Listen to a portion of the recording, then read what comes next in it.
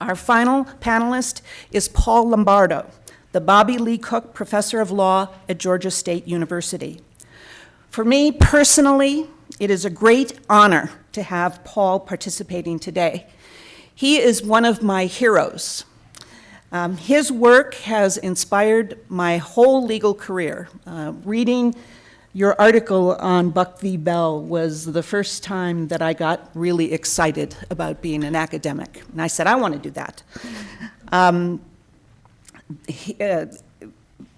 His work on the 1920s eugenics case of Buck v. Bell culminated in his book, 3 Generations, No Imbeciles, Eugenics, the Supreme Court, and Buck v. Bell.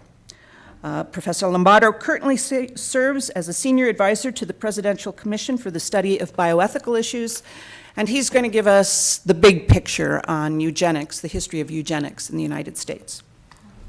Well, I want to thank the panelists. I want to thank particularly Deborah Threedy and Laura Kessler for asking me to come out here today and give me the opportunity to reflect on the role of cases like Stump, not only in our jurisprudence, but also in the way that we train lawyers, in the way that we talk about our shared past as a country. To be frank, I was a little bit embarrassed to hear Deborah's introduction. It was a little bit hyperbolic, and I'm not sure how to deal with that sort of thing. But I could respond by saying that I have been affected by her work. She has captured, before I ever thought about it, the way that I think about these cases and talking about so-called legal archaeology. And I teach a class every year called Great Cases in Bioethics and Health Law, in which I start with her article on legal archaeology, because I want the students to know what I'm trying to do with them. I'm going to talk really fast. In about 30-some years of talking about these cases, I think I can distill what I believe I know about them into a short statement. They're always about sex, and they're always about money. Let me give you an example. I was in Alabama a couple weeks ago to talk about their history of eugenics, and we looked at the 1935 law. Well, it wasn't a law. It was a bill that was introduced and then passed, but then vetoed by the governor. And this is what it said. It gave a state agency the power to sterilize any sexual pervert, sadist, homosexualist, masochist, sodomist, or any other grave form of sexual perversion, or any prisoner twice convicted of rape or thrice imprisoned for anything else. It authorized public health committees to sterilize inmates of local custodial institutions like reform schools, individuals who are mentally deficient in any grade, or people who are habitually and constantly dependent upon public relief or support by charity. Now, if you look at all the sterilization laws passed between 1907 and 1937, you will find that they all include, one way or another, different eras and different places, but they all include the categories that are enumerated in this bill. They all focus on what at the time was considered unruly, unconventional, or just strange sexuality. And in either the way they were described by others or in their very language, they include attention to the social costs generated by people who embody such behaviors. So it's always, at one level, about sex and always about money. People who violated social norms in the realm of sexuality were by definition deviant and or criminal. They were the people who filled the jails, the poorhouses, the asylums, and the welfare rolls, paid for with tax dollars. And if you wiped out the behavior or the possibility of children who might inherit such behavioral propensities, you would wipe out those costs. That was a large part of the motive behind eugenic sterilization and related practices. Now, let me trot through a few cases here. Here's the first one, Indiana. This is Dr. Harry Sharp, given the moniker here as the first eugenical sterilizer. He actually wasn't, but he certainly got a lot of credit for that, because in 1899 he began sterilizing people in the institution where he was the director of medicine. That was the Indiana Reformatory for Men. His focus was men who masturbated in prison. There was something wrong with them. They had to be taken care of. He thought that surgery was the way to do it, and he began doing that on an experimental basis in 1899, wrote about it in professional journals, and in 1907 was able, with his colleagues, to convince the legislature that this is something that should be enshrined in the law. And in 1907, the Indiana legislature passed this bill, which was an act to prevent the procreation of confirmed criminals, idiots, imbeciles, and rapists. And it starts with a preamble that's repeated in several other laws around the country. I believe also in the law that was passed in Utah in 1925. It says, heredity plays a most important part in the transmission of crime, idiocy, and imbecility. This law was in place briefly, used sometimes, not so often used. And then in 1921, after it had been reenacted, a test case was brought in Indiana that focused on this man, Warren Wallace Smith, who was designated in papers in the court as a moral pervert. Mr. Smith was a minor when he was committed at age 16, and he was convicted then for having sex with his half-sister, who was either 12 or 13 years old. He was labeled as a rapist for that act. He was described as a high-grade imbecile coming from a more or less degenerate family. He was a laborer who had a previous conviction for stealing coal. He had a second-grade education, and if you looked him up in the Bureau of Prisons there in Indiana, you would have found this card which said that, in fact, he got from 2 to 21 years as the sentence for his crime of rape. He was asked by a lawyer who was appointed by the state to be the subject of a test case. The lawyer said he didn't think he really understood what he was talking about, but they weren't going to sterilize him anyway. They just wanted to bring this case up, and the case became known as Williams versus Smith. Dr. Williams was the chief physician at the reformatory. The case was decided by the Indiana Supreme Court in 1921. In a purely formal test of the law, there was no evidence presented for either side. The only thing at stake was the sterilization order. The statute then was struck down on the basis that it violated some very primary due process guarantees. There was no notice, no right to an appeal, no right to cross-examine witnesses, etc. It was also seen as punitive. It was a punishment meted out by an administrative body rather than a court. So between 1921 and 1927, Indiana left this business alone and then reenacted a new law which covered the insane, the feeble-minded, and the epileptic. And eventually, between then and 1974, there were something like 2,400 people sterilized in Indiana. The second case I want to talk about is one I suspect you've heard of. This is the infamous case of Buck versus Bell. I use this slide because this is a slide that was created by Harry Laughlin, who was one of the people who testified by deposition in the Buck case in 1927. The Buck case was a challenge to the 1924 Eugenical Sterilization Act that was passed in Virginia. It made its way through the courts, and this was the trial court evidence. The most immediate blood kin of Carrie Buck showing illegitimacy and hereditary feeble-mindedness. The point here was that the Buck family was just another one of those families.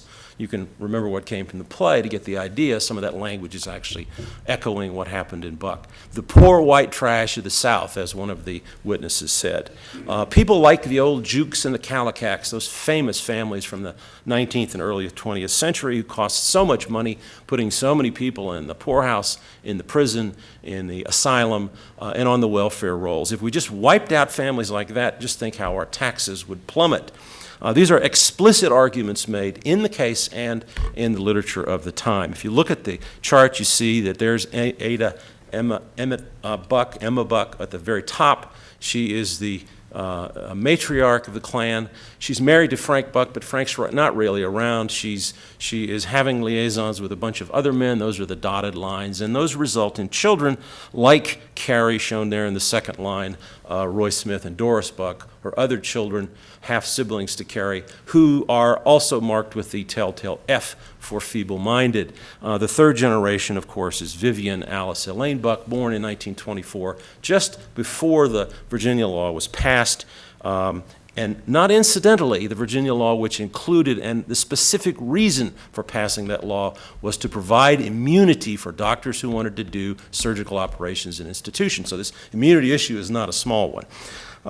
So there's the case. Vivian found to be by experts backward at age 6 or 7 months. Well, you probably know what most law students and most people in the public know, if they know anything about this case, and that is that it was decided in the Supreme Court in 1927, the opinion written by Justice Oliver Wendell Holmes, the most famous judge in the country at that time.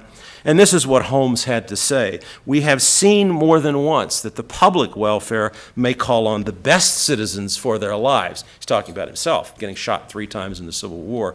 "It would be strange if it could not call upon those who already sap the strength of the state for these lesser sacrifices in order to prevent our being swamped with incompetence.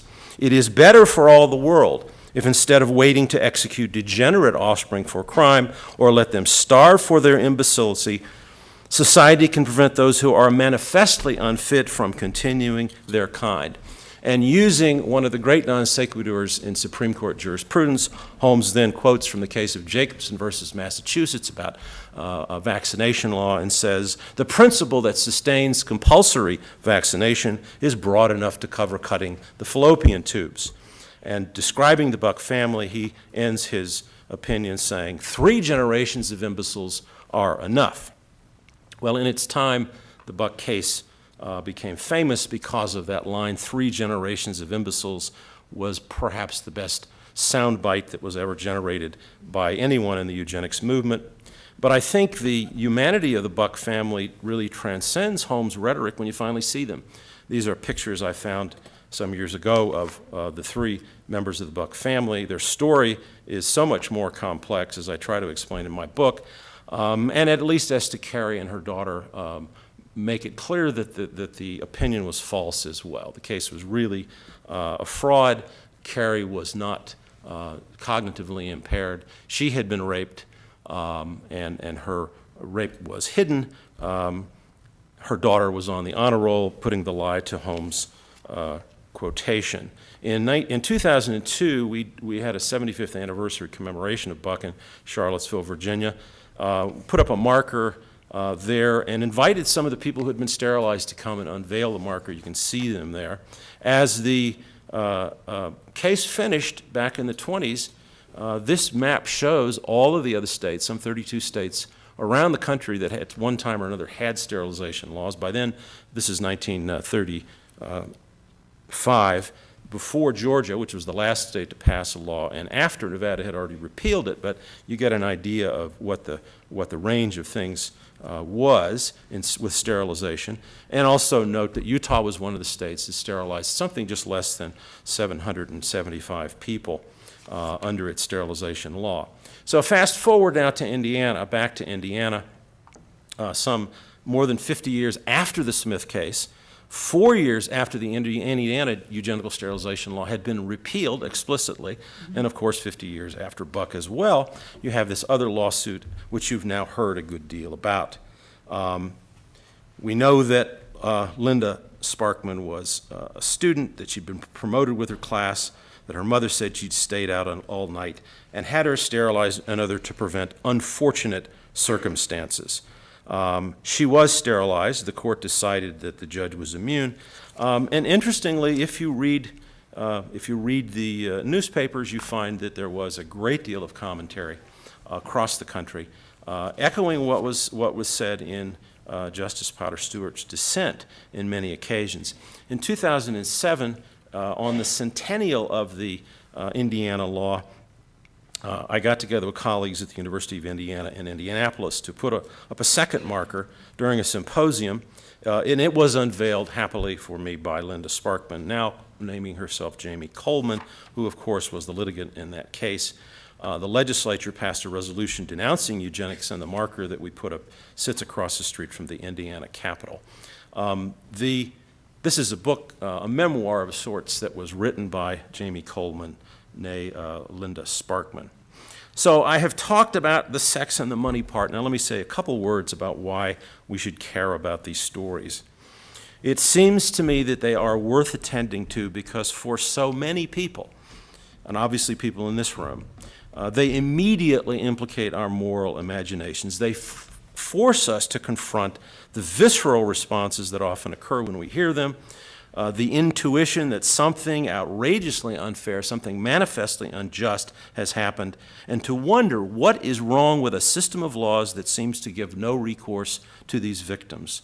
To people in legal education, they compel us to ask why they are buried in the minutiae of casebooks as examples of formal procedure or obscure theories like indemnity or immunity or substantive due process, or hidden behind that most insidious of all words we use in the legal academy, doctrine, as if the declarations of judges are somehow handed down from mountaintops on tablets. The voices and faces of these people touch our sensitivities and complicate our understanding of their cases, whether they are people you may not have heard of who endured sterilization like Rose Knuckles in Northern Virginia or Elaine Riddick in North Carolina, who more recently has contributed to the discussion of and the actual payment of compensation to sterilization survivors in North Carolina, or Carrie Buck, whose case stands as a monument to the cruelty that can be embodied in the law when it is understood as a compilation of ideas and not as a force that can ruin both the bodies and the minds of the most vulnerable. Or finally, of Linda Sparkman, the focal point for this symposium. I believe it's our jobs as lawyers, as law students, as teachers of the law, to constantly remind our colleagues, our students, and ourselves that the law is not, to quote Justice Holmes again, a brooding omnipresence in the sky, but rather it is the voice of power. It can be wielded for good or for ill, and unless we allow the faces of those it touches, most importantly, to appear clearly, and allow our own moral imaginations to reflect on the impact it has had in their lives, we cannot hope to approximate that theoretical justice whom we all claim to serve. Thank you very much.